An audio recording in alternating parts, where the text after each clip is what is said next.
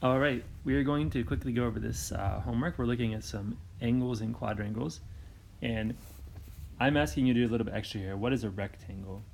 And if you remember, a rectangle is a something au grand that starts with the PA, and it has four specific type of angles. So if you can't remember, you're gonna have to do some research on your own. But it's a certain type of shape, starts with a P, au grand, and it has four what angles?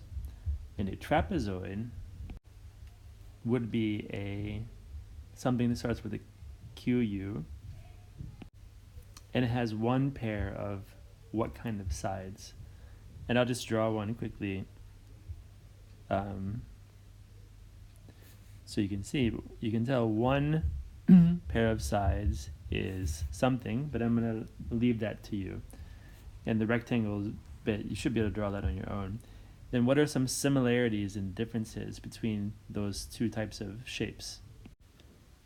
So for that, you can say similarities. You can probably find a couple similarities. So they both have blah blah sides, blah blah angles. Differences. What's different about them? You could put the rectangle has this, but the trapezoid only blah blah blah.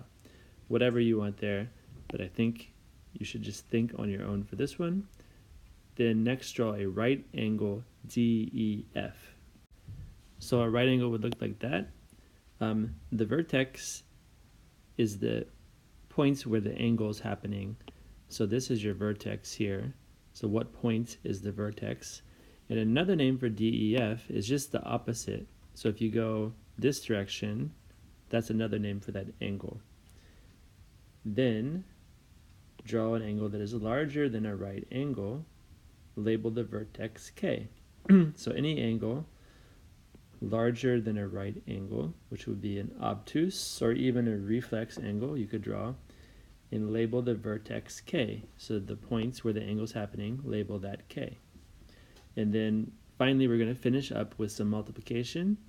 And the first four, you don't even need to show your work. 10 and 11, you should do on the back, and especially 11, I think is going to be a little bit trickier because we have 3 digits times 2 digits. So to help you out here, you can do the window method here, but it's going to be an extra large window, right? And then I'm going to put 158 here, 158, and then 93, and just go bit by bit. So 90 times 100 is going to give me 9,000. 3 times 100 gives me 300. 90 times 50, that would be half of that, right? 4,500. 90 times 8. And then in the end, what you're going to want to do is write all of those out neatly. And you can do, the last couple ones on your own, and then add your 6 products together to get the final answer for that one. And the same thing for 17 times 94, you could do it the same way.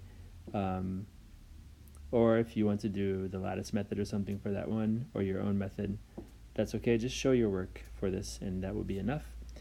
And thank you for watching. And this was StudyLink 1.3.